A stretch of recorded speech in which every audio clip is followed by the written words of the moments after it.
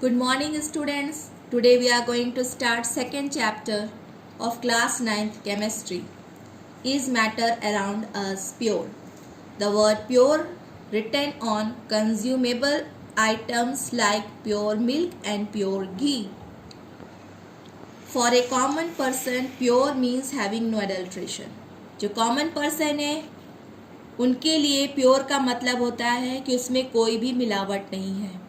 But for scientists, all these things are actually mixtures of different substances and hence are not pure. लेकिन scientist के लिए ये substances जैसे milk pure नहीं है, वो एक मिक्सचर है क्योंकि उसमें वाटर, फैट और प्रोटीन के पार्टिकल्स होते हैं. According to scientists, a pure substance consists of a single type of particles. Most of the matter around us exists as mixture of two or more pure components. Example, sea water. Sea water में NaCl है plus water है. Minerals में iron oxide है, sand particles है. इसी तरह से soil में भी ह्यूमस होता है. In first chapter we have seen physical classification, but in this chapter we will see chemical classification. Matter is classified into mixtures and pure substances. Mixtures constitute more than one kind of pure substances. Example, milk is a mixture of water, fat and protein. Pure substances made up of only one kind of particles, जैसे oxygen, sulphur, carbon dioxide. इनमें एक ही तरह का particle होता है. जैसे यहाँ पे ऑक्सीजन ही ऑक्सीजन के पार्टिकल्स हैं, यहाँ पे कार्बन और ऑक्सीजन एक फिक्स्ड रेशियो में जुड़ करके कार्बन डाइऑक्साइड बनाए हैं. Now let us again see mixture. Mixture is classified into homogeneous mixture and heterogeneous mixture. Homogeneous mixture in which composition is uniform throughout. जैसे salt plus water हम लेते हैं तो पूरा पानी नमकीन हो जाता है और यूनिफॉर्मली सॉल्ट वाटर में डिस्ट्रीब्यूट हो जाता है. जैसे एयर मिक्सचर है, एयर में carbon dioxide, nitrogen, water vapour, rare gases अच्छे से मिक्स हो जाते हैं, यूनिफॉर्म मिक्सचर बनाते हैं. But in heterogeneous mixture, example is water plus oil. Oil has less density, so it will float on water. So this is non-uniform composition. This is a non-uniform mixture. Now we are going to see homogeneous mixture. Example, solution. Solution में it consists of solvent, component which is taken in larger amount. जिसकी quantity मात्रा ज़्यादा होती है उसे solvent कहते हैं और जिसकी क्वांटिटी कम होती है उसे सॉल्यूट कहते हैं. जैसे वाटर सॉल्वेंट है, शुगर सॉल्यूट है. Let us see properties. A solution is a homogeneous mixture. Second, the particles of a solution are smaller than 1 nanometer, that is 10 raised to the power minus 9 meter in diameter, so they cannot be seen by naked eyes. So particles solution में जो solute के particles बहुत ही small होते हैं जो हम उनको देख नहीं सकते. Third, because of very small particle size they do not scatter a beam of light passing through the solution, so the path of the light is not visible in solution. हम देखेंगे कि जब हम टॉर्च से salt solution में light डालते हैं तो हमें पाथ ऑफ लाइट नहीं दिखती. Fourth, the solute particles can. Fourth point, the solute particles can not be separated from the mixture by the process of filtration. आपको पता है जैसे शुगर को वाटर में अगर हम डिज़ोल्व कर देते हैं अगर हम फिर से उसे फ़िल्टर करना चाहें तो पार्टिकल के साइज़ शुगर के इतने स्मॉल रहते हैं कि डिज़ोल्व होकर के फ़िल्टर पेपर को पास कर जाते हैं। कोई भी हमें रेसिड्यू नहीं मिलता है।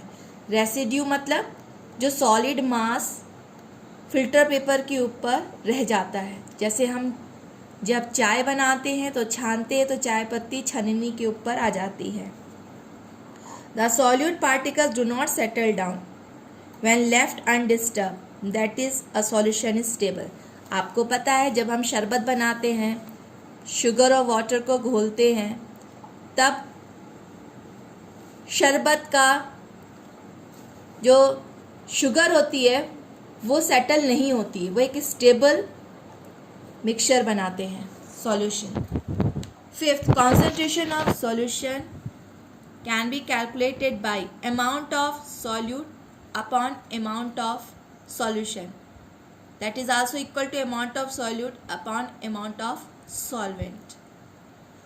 Solution broadly, in order to understand the topic very easily, we have just classified into three categories: solid solution, liquid solution, and gaseous solution.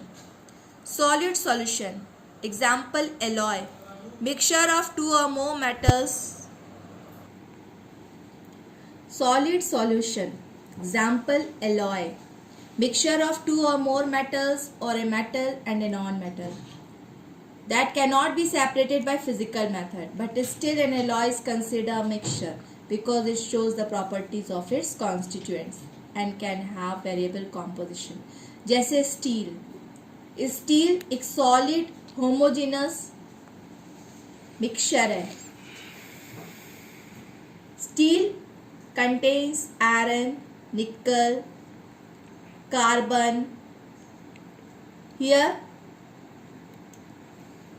steel, as it contains iron, so that is attracted by magnet.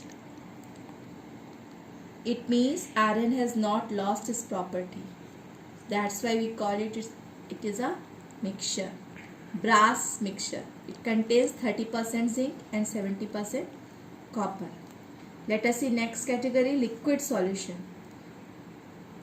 Sugar as a solid and water as a liquid.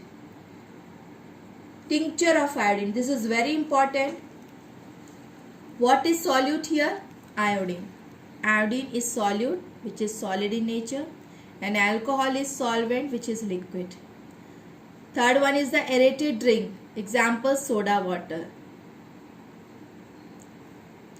And here carbon dioxide in the gaseous state, which is solute here, and water is used as a solvent, liquid. So this is gas in liquid solution.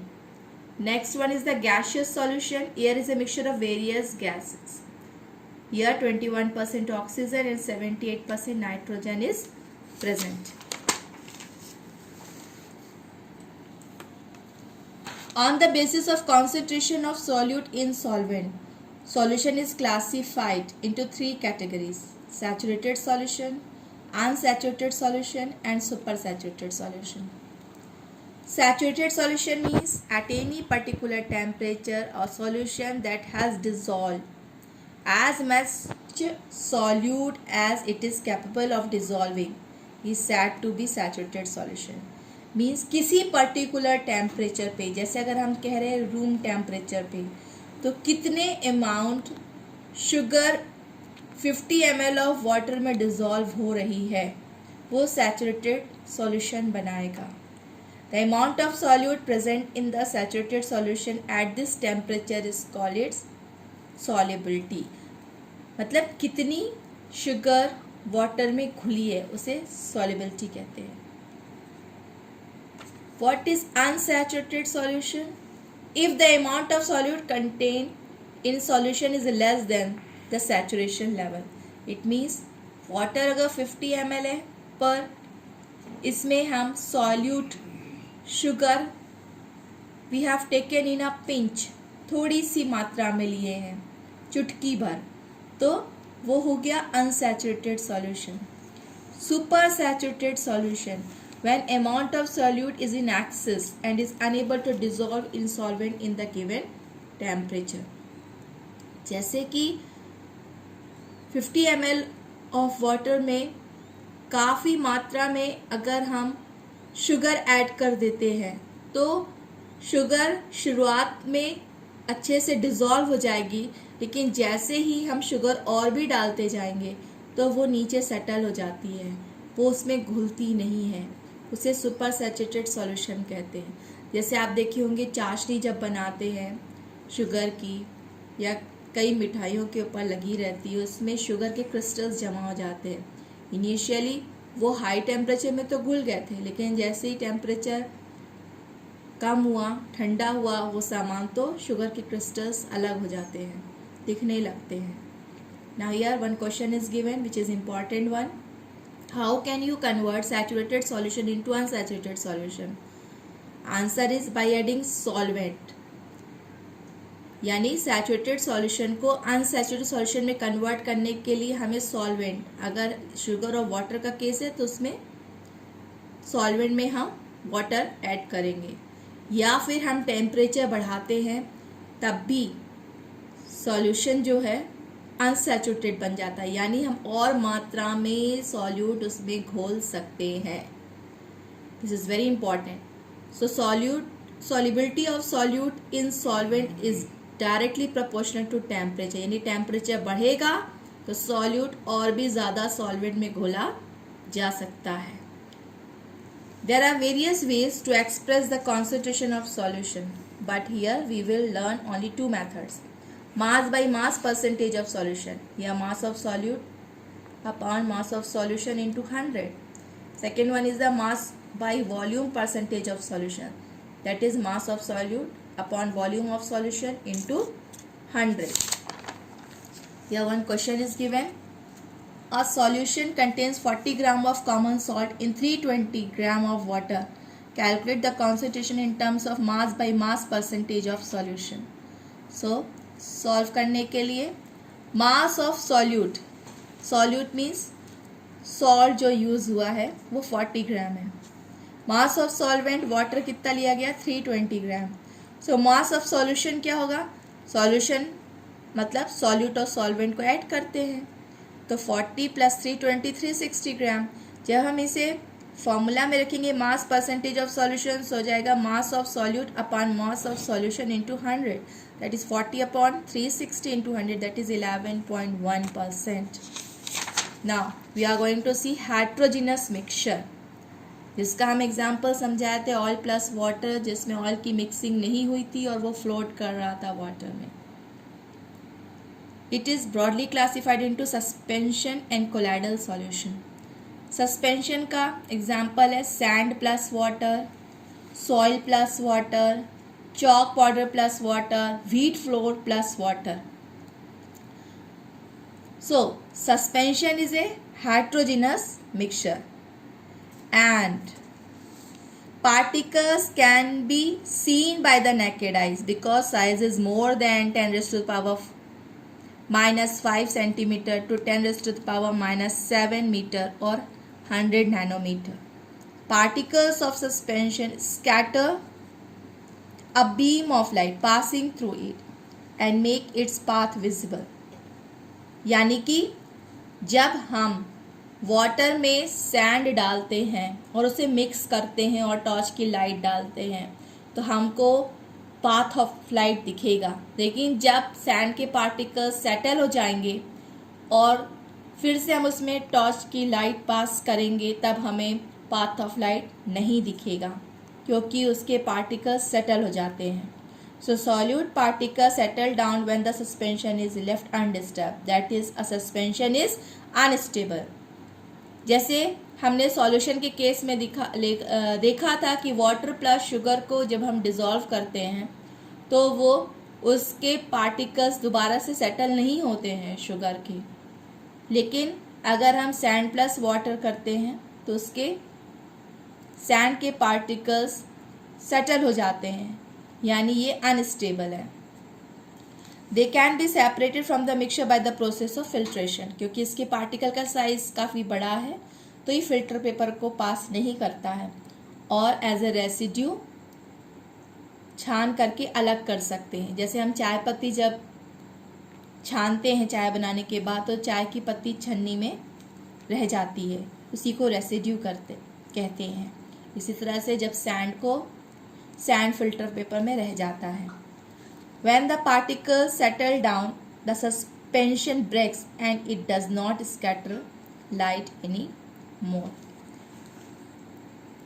यानी जब particle settle हो जाएगा sand का और हम उसके बाद फिर से टॉर्च की लाइट देंगे तो उसका पाथ नहीं दिखेगा, क्योंकि पार्टिकल्स जो होते हैं वही लाइट को स्कैटर करने में, बिखेरने में हेल्प करते हैं। Now let us see colloidal solution. This category lies in between solution and suspension. ये कैटेगरी सॉल्यूशन और सस्पेंशन के बीच की है। Two lines are very important to understand colloidal solution. अगर आप इन दो लाइनों को याद कर लेंगे तो बहुत आसान होगा इसे समझना। Let us see example. colloidal solution के एग्जाम्पल होता है milk, ink, blood, urine, egg albumin means जो अंडे का सफ़ेद हिस्सा होता है वो पानी में डिज़ोल्व करके कोलाइडल सॉल्यूशन बनाते हैं। इसी तरह से कोई ग्लू या गम वो भी कोलाइडल सॉल्यूशन होता है। सो जो टू इम्पॉर्टेंट लाइन्स है, please pay attention here. They seem to be homogeneous but it is heterogeneous in nature. यानी कोलाइडल सॉल्यूशन देखने में तो होमोजेनस लगता है पर होता हेट्रोजेनस है। कैसे? जैसे आप देखते हैं मिल्क अगर आपने रखा है तो मिल्क के पार्टिकल्स सेटल नहीं होते हैं, वो वैसा ही रखा रहता है जैसा कि वाटर प्लस शुगर का सॉल्यूशन रखा था। शुगर प्लस वाटर का सॉल्यूशन स्टेबल है, इसी तरह से मिल्क भी स्टेबल है, लेकिन मिल्क में साइज पार्टिकल्स का सॉल्यूशन के पार्टिकल से बड़ा होता है। सेकेंड पॉइंट है they are small enough to pass through filter paper and big enough to scatter the light. यानी जो कोलाइडल सॉल्यूशन का पार्टिकल अगर हम छानेंगे फिल्टर पेपर से, सो जैसे मिल्क को अगर हम छानना चाहते हैं तो मिल्क पूरी तरह से फिल्टर पेपर से गुजर जाता है, पास हो जाता है, हमें कोई रेसिड्यू नहीं मिलेगा। यानी सॉलिड मास हमें फिल्टर पेपर के ऊपर नहीं मिलेगा। इसका मतलब है पार्टिकल स्मॉल है, लेकिन जब हम टॉर्च की लाइट इसमें डालते हैं तब हम पाएंगे कि इसमें हमें पाथ ऑफ लाइट दिखती है। यानी इस पाथ ऑफ लाइट जो हमें मिलती है उसे हम टिंडल इफेक्ट कहते हैं, means big enough to scatter the light. Let us see solute like particles is called dispersed phase। जो सॉल्यूट होता है, जो सॉल्यूशन के केस में जो हम सॉल्यूट वर्ड यूज कर रहे थे कोलाइडल सॉल्यूशन में उसे हम डिस्पर्स्ड फेज कहते हैं, और जैसे हम सॉल्यूशन में सॉल्वेंट यूज कर रहे थे टर्म, इस कोलाइडल सॉल्यूशन में उसे हम डिस्पर्सिंग मीडियम कहते हैं। Size of particle lies 1 to 100 nanometre, that is 10 raised to the power minus 7 to 10 raised to the power minus 5 centimeter. Means size of particle is between solution and suspension. Properties are it is heterogeneous in nature, particle size is small, we cannot see them with naked eyes. Colloids are big enough to scatter a beam of light passing through it and make its path visible. जैसे torch, यहाँ देखिए हमने solution लिया NaCl का, यहाँ milk, जब हम torch से लाइट पास करेंगे तो हमें यहाँ पाथ ऑफ लाइट दिखेगी, इसे टिंडल इफेक्ट कहते हैं, लेकिन सॉल्यूशन के केस में हमें इस तरह का पाथ नहीं दिखेगा। Fourth point is they do not settle down when left undisturbed, that is colloid is quite stable. Fifth is they can not be separated from mixture by filtration. अगर हम चाहें कि इंक के पार्टिकल को भी filter करके हम filter paper में छान लें तो पॉसिबल नहीं है, उसके लिए स्पेशल टेक्निक यूज़ होती है। इसी तरह से अगर हम चाहे मिल्क को भी फ़िल्टर कर ले तो पॉसिबल नहीं है। उसके लिए हम स्पेशल टेक्निक यूज़ करते हैं जिसे हम सेंट्रीफ्यूगेशन कहते हैं। जैसे कि मिक्सर में जब आपकी मदर मक्खन निकालती हैं जार में, तो तेज़ी से वो रोटेट होता है मक्खन बनाने की प्रोसेस में, उसे सेंट्रीफ्यूगेशन कहते हैं। एक टेबल दिया है, टेबल 2.1 पेज नंबर 18 में। This is very important. Common examples of colloids, disperse phase है, जैसे liquid, dispersing medium, gas type, aerosol, example fog, cloud mist. This is asked in the exam also. Solid है और ये gas है, dispersing medium, aerosol, smoke, automobile, exhaust. Gas, disperse phase and dispersing medium is liquid type foam, shaving cream. Here liquid emulsion, milk, face cream, solid liquid, sole, milk of magnesia, mud, gas, solid foam, foam, rubber, sponge, pumic, and liquid solid gel, jelly, cheese, butter, solid, colored gemstone, milky glass. So here I am going to show you an experiment to clear it.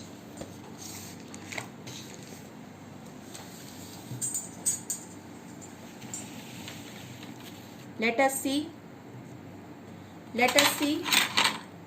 This is water and this is salt. I am going to dissolve it.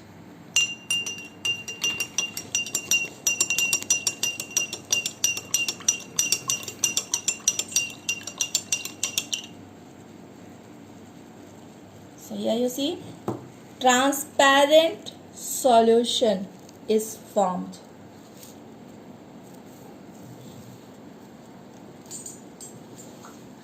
Now if I will take water, so this is solution, and water plus sand plus water or soil plus water make suspension.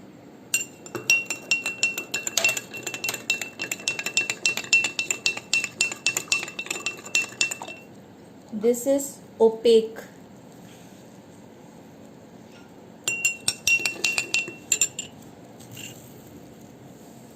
This is milk and this is colloidal solution. So when we will compare the stability, you can see here solution is stable, suspension is unstable, because you see here now particles of sand is or soil is settling down. This is colloidal solution and it is stable because particle is not settling down. When we compare the transparency, so this is transparent, this is translucent, this is opaque. Now we are going to filter it. So when we will filter,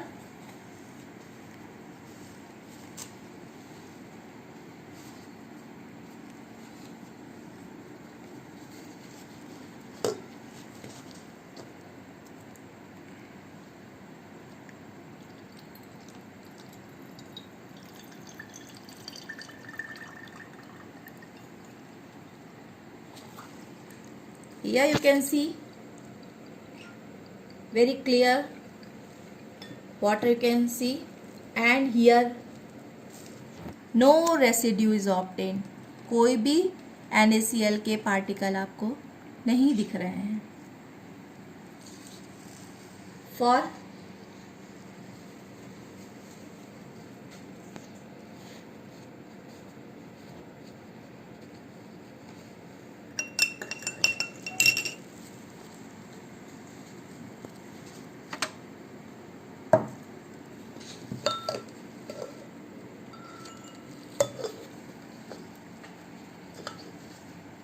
suspension,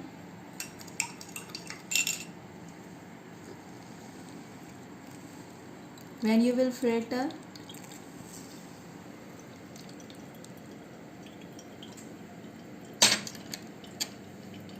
see clear water you can observe, and here as a residue means solid mass, you see the particles are collecting on this filter paper.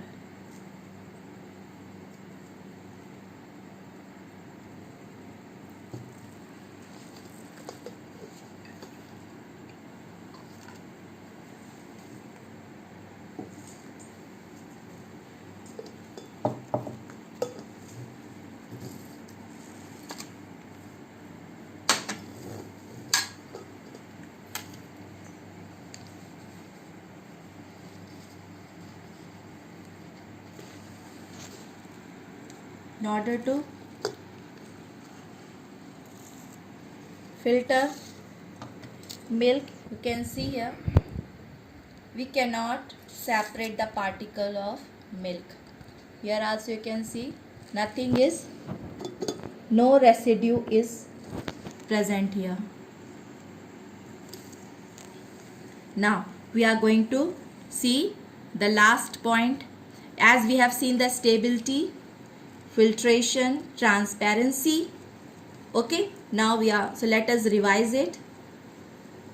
Solution is transparent and stable and we cannot filter the particles. Suspension is opaque, unstable, and it is unstable also. Colloidal solution, it is stable, we cannot separate the particle. Now let us see the Tyndall effect.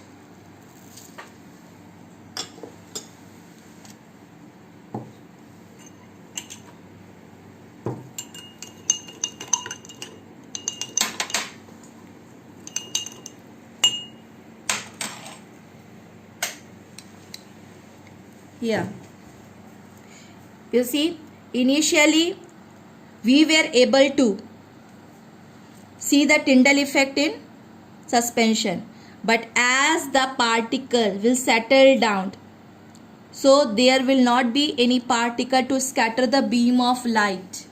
It means after settling the particle we will not get Tyndall effect in suspension. If you will take solution, you won't be able to see the path of light because the size of the particle is very small that it cannot scatter the beam of light. So we will not be able to observe Tyndall effect in solution. But here in colloidal solution you can easily see the path of light. You can easily see the path of light. Okay, so colloidal solution shows Tyndall effect. Thank you, students.